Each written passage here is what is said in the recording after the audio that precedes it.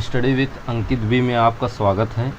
तो कल हम प्रमेय और अपरमेय पढ़ाए थे और उसके बाद भी कुछ बताए थे। उसके बाद आज उसके आगे है जो हम नोट लिखवा रहे थे, तो उसके आगे एक नोट और लिखिए। दो परिमेय संख्याओं ए और बी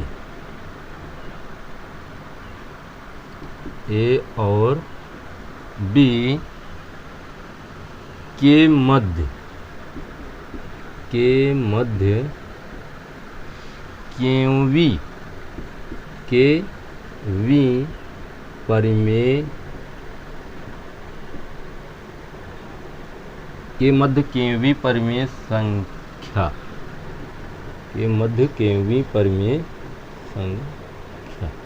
बराबर इसका एक फार्मूला होगा। क्या होगा? ए के प्लस बी अपान के प्लस 1। अर्थात दो परिमेय संख्याओं अगर दे दें, मान लो ए और बी के मध्य केवी परिमेय संख्या पर, मतलब दो परिमेय संख्या अगर दे दिए और उसके मध्य की बोल दिए कि 8वीं परिमेय संख्या बताओ, 9वीं परिमेय संख्या बताओ, तो उसके लिए फार्मूला है ए के प्लस बी अपान के प्लस 1। यहाँ ए के जो लिखा है इसमें गुणा होगा, मतलब ए और के का गुणा है, फिर प्लस बी कर देना है, उसके बाद के प्लस 1 से भाग कर देना है। जैसे हम इस पे आधारित कुछ सवाल कर लेते हैं। जैसे पहला क्वेश्चन है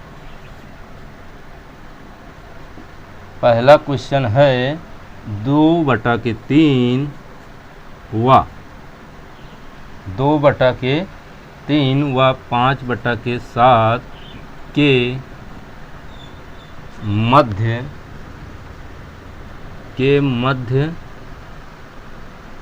786वीं परिमेय संख्या बताओ। क्या? 2/3 व 5/7 के मध्य 786वीं परिमेय संख्या बताओ। तो कैसे लगेगी? परिमेय संख्या फार्मूला, मध्य की परिमेय संख्या फार्मूला ए इंटू के प्लस बी अपान के प्लस 1। तो हम इस पे रखेंगे अगर, तो यहाँ ए का मान क्या है? 2/3 और के का मान बी का मान 5/7, के का मान 786 है। हम लिख भी सकते हैं, जैसे ए का मान कितना हुआ 2/3, बी का मान 5/7, के का मान 786। तो अब जैसे इस फार्मूले पे रखेंगे तो ए 2/3 गुणे के 786 प्लस बी का मान क्या है 5/7, के प्लस 1 786 प्लस 1। अब इसको सॉल्व करना है। बस सॉल्व कैसे होगा? पहले बराबर खींचते हैं, फिर उसके बाद ये पाई खींचते हैं, उसके ऊपर जो लिखा रहता है उसको लिखते हैं, फिर नीचे वाला जो लिखते हैं। तो जैसे इसको करेंगे हम, तो 2 से गुणा करिए इसको, 2 × 12, 2 × 8 16, 1 17, 2 × 7 14, 1 15 बटे 3 प्लस 5/7। इसको जोड़ेंगे तो 6 में 1 जोड़ेंगे 7 हो गया 787। अब इसके बाद ये क्या हुआ? ये भिन्न का जोड़ है, तो भिन्न का जोड़ है तो इसको कैसे करेंगे? बराबर पहले खींचेंगे, फिर पाई उसके बाद इसका लासा लेते हैं, लेकिन ये अभाज्य संख्या है, अभी अभाज्य संख्या नहीं बताए हैं, अभी बताएंगे। जैसे अभाज्य संख्या रहता है तो इसका लासा सिर्फ इसी का गुणा कर दो, वही लासा हो जाएगा। तो आप देखो ये भी मेन वाली लाइन है, उसके बाद इसकी लाइन ऐसे खींचेंगे, फिर 7 और 3 का गुणा करेंगे, 7 21। उसके बाद ये जो हर होता है 3 से, इसमें भाग करते हैं लासा में। तो लेकिन जैसे अभाज्य हो तो उसको तिरछा तिरछा गुणा कर दीजिए तो वही हो जाता है। जैसे 7 से इसमें गुणा करेंगे, 7 दूना 14 की 4 हासिल 1, 7 7 49 1, 50 की 0 हासिल 5, 7 5 35, 35 5 40 की 0 हासिल 7 5 35, 35 5 40 की 0 हासिल 4, 7 1 7 4 11 प्लस 5 15। उसके बाद इसको लिखेंगे,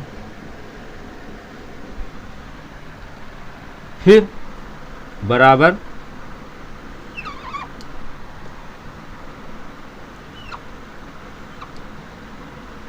अब इसको जोड़ लेंगे, 5 में 4 जोड़ेंगे 9। हमेशा जैसे इस तरह जोड़ा जाता है तो आखिरी से जोड़ा जाता है, जैसे इधर से 5 में 4 जोड़ेंगे 5 4 9, और 1 में 0 जोड़ेंगे तो 1, और फिर जितना बचे वही लिख दो, 0 11 बटे 787। अब ये कैसे होगा, इसके नीचे 1 होती है, क्योंकि कोई भी संख्या लिखी रहती है उसके नीचे अगर कुछ नहीं है तो हमेशा 1 रहता है। तो इसको कैसे करेंगे, बराबर ये पलट जाएगा, 11 0 1 9 बटे 21।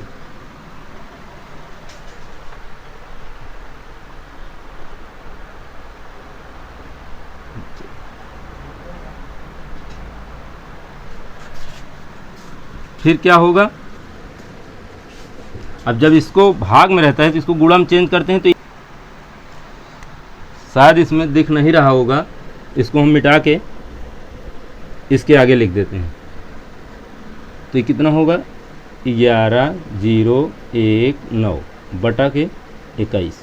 और जब ये भाग में रहता है तो इसको हम गुणा में चेंज करते हैं, गुणा में चेंज करते हैं तो ये ऊपर हो जाता है, तो 1 बटा के 787। अब जैसे ये अगर कट रहा हो तो काट दीजिए, नहीं तो नहीं।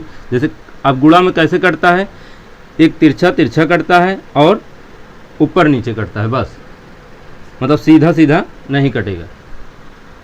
तो इसको काटेंगे, देखिए कैसे कटेगा, 9 1 10, 10 1 11 1 12, अर्थात इसको जोड़ने से अगर 3 का पहाड़ा आ रहा है तो 3 से कटेगा, तो 3 से कट जा रहा है, 3 7 21, 3 3 9, यहाँ कितना बचा 2, 3 6 18, यहाँ 2 बचा, 3 7 21, 3 3 9, इतना हुआ। अब इसके बाद हम इसको, अब नहीं कटेगा, अब इसको गुणा कर लेते हैं, ऊपर बचा 76 36 37, सॉरी 36 73, उसके बाद 7 से इसमें गुणा कर देंगे, 7 7 49 की 9 हासिल 4, 7 8 56, 56 में 4 जोड़ेंगे तो 60 हो जाएगा, 0 फिर हासिल 6 हुआ, 7 7 49, 49 में 6 जोड़ेंगे तो 1 50, 50 5 55। तो हमारा आंसर कितना हुआ,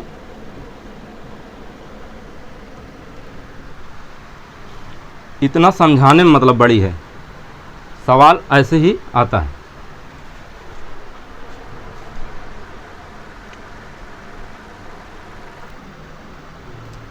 हाँ, तो अब इतना सवाल उतार लीजिए, उसके बाद हम फिर मिटा के फिर से बताते हैं दूसरी सवाल। अब हम दूसरा क्वेश्चन लिखते हैं, 3/4 व 7/5 के मध्य 1600वीं परिमेय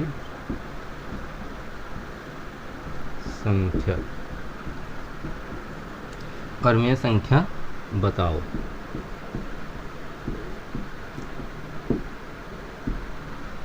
तो कैसे करेंगे, फार्मूला क्या है, ए के प्लस बी अपान के प्लस 1। यहाँ ए का मान क्या होगा 3/4, बी का मान क्या होगा 7/5, अब के का मान क्या होगा ये जो 1600 लिखा है। तो इसको डायरेक्ट इसी पे रखते हैं। ए का मान क्या हुआ 3/5 गुणे 1600 प्लस बी का मान क्या है 7/5 सॉरी 7/4 है। उसके बाद क्या है के प्लस 1 1600 प्लस 1। इतना फार्मूला पर रखें। अब इसको हल करेंगे। कैसे हल होगा, अगर कट रहा है तो काट दीजिए यहीं से। 4 चौ 16 400 हुआ, 4 तिहाई 1200 प्लस 7/5, इसके नीचे क्या है 1601। इसको एक में 0 जोड़ेंगे तो 1 हो जाएगा, उसके बाद 160 लिख देंगे उसके सामने। फिर इसके बाद इसको कैसे हल करेंगे, अभी ये तो भिन्न का जोड़ है तो इसके नीचे बताए थे क्या होगा 1 हो जाएगा। अब इसका लासा लेंगे तो क्या होगा 5 1 5, उसके बाद 5 से इसमें गुणा हो जाएगा 12 5 60। जैसे 0 रहे तो पहले 0 गुणा नहीं करना चाहिए, पहले अंक में गुणा कर दो। 12 5 60, उसके बाद 2 0 प्लस 7/1601। उसके बाद क्या करेंगे 6007 प्लस 5/1601। अब फिर इसको जब लिखेंगे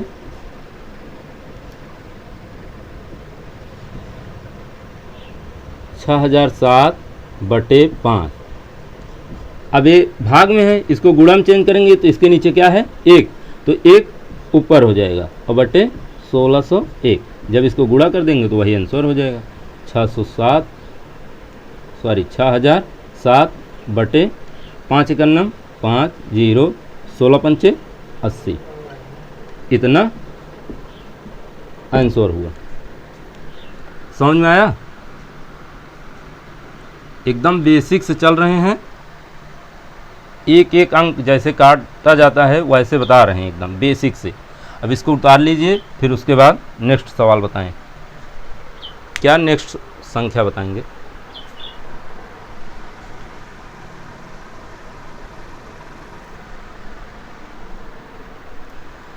अब हम परिमेय संख्या अपरिमेय संख्या पढ़ लिए थे। अब इसके बाद हम वास्तविक संख्या पढ़ेंगे। क्या वास्तविक संख्या, क्या पढ़ेंगे वास्तविक संख्या। इसे क्या कहते हैं इंग्लिश में रियल नंबर। वास्तविक संख्या को इंग्लिश में क्या कहते हैं रियल नंबर। इसकी परिभाषा क्या होगी, वे संख्याएं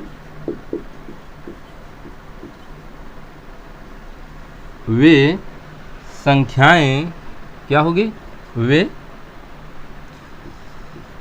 वे संख्याएं जिनका वर्ग करने पर, वे संख्याएं जिनका वर्ग करने पर, वे संख्याएं जिनका वर्ग करने पर संख्या धनात्मक हो, पर धनात्मक संख्या प्राप्त हो। क्या बताएं, वास्तविक संख्या रियल नंबर।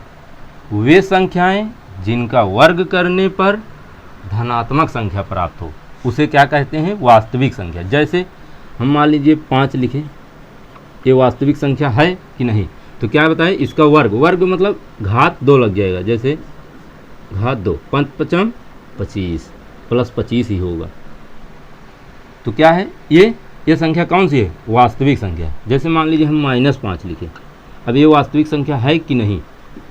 -5 का होल स्क्वायर। तो देखो, अगर माइनस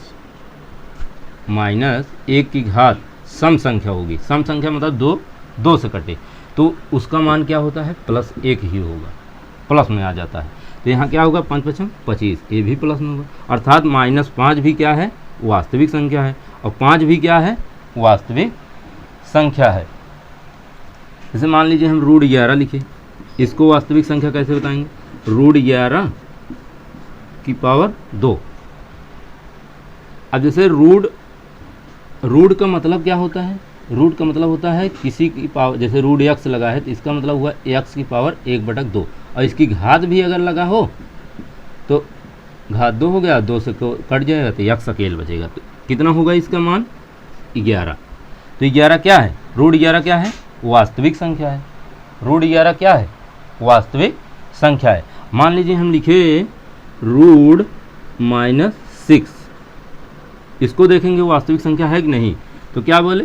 वे संख्याएं जिनका वर्ग करने पर, √-6 का वर्ग कीजिए, इसका तो आंसर -6 हो जाएगा, क्योंकि रूट से 2 कट जाएगा और -6 बचेगा। तो ये तो ऋणात्मक में आ रहा है, अर्थात ये संख्या वास्तविक संख्या नहीं है, वास्तविक संख्या नहीं है। समझ में आया कि नहीं? मतलब जिसका मान वर्ग करने पर अगर धनात्मक आए तो वो वास्तविक संख्या होगी, और अगर ऋणात्मक आ रही है तो वह संख्या क्या होगी? काल्पनिक संख्या होगी। अभी आगे काल्पनिक संख्या पढ़ाएंगे, अर्थात वह वास्तविक संख्या नहीं होगी। तो इसका मतलब ये हुआ कि जितनी रूट में माइनस लिखकर संख्या लिखी रहेगी वो क्या होगी? सारी संख्याएं वास्तविक संख्या नहीं होंगी बस, और बाकी जितनी भी होंगी वो सब क्या होंगी? वास्तविक संख्याएं होंगी। इतनी बात समझ में आई? इसको लिखो।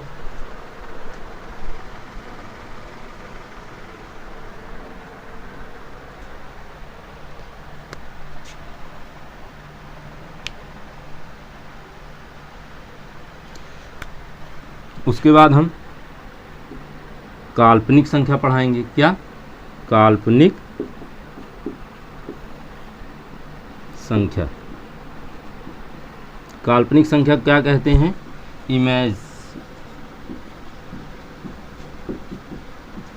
Imaginary number. Imaginary number. काल्पनिक संख्या क्या कहते हैं? Imaginary number. काल्पनिक संख्या को क्या कहते हैं? Imaginary number. मतलब इमेज, जो इमेज बनाए, मतलब काल्पनिक, जैसे भाई फोटो खींचो वो काल्पनिक हो जाती है, इमेज बना लेता है। तो काल्पनिक संख्या मतलब इमेजिनरी नंबर। तो काल्पनिक संख्याएं क्या होती हैं? वे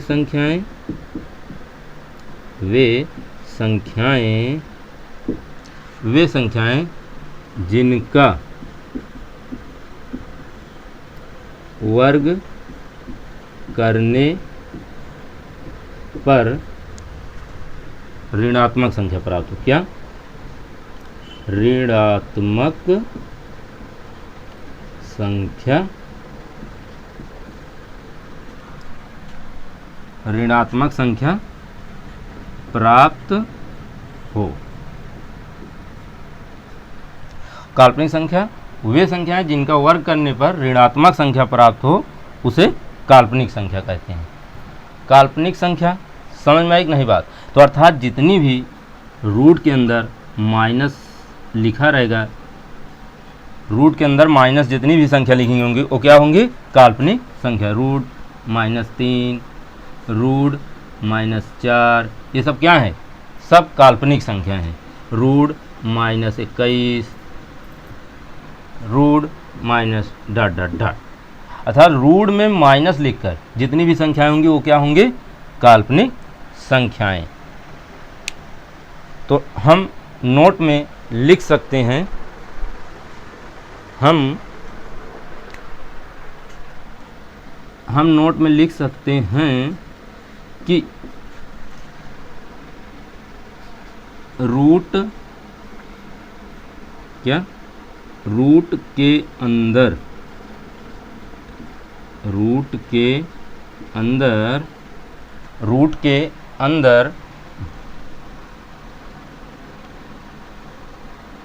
माइनस, रूट के अंदर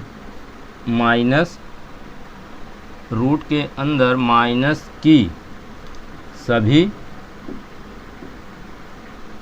संख्याएं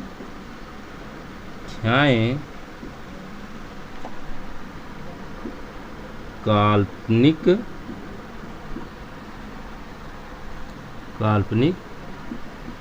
संख्या होती है। शायद इतनी बात समझ में आई होगी। लाइक करिए, सब्सक्राइब करिए। और अब ये मैथ जो है पूरा चैप्टर पढ़ाया जाएगा और बेसिक से एकदम रहेगा, निःशुल्क रहेगा पूरा। अब इसको उतार लीजिए, शॉर्ट स्क्रीन कर लीजिए।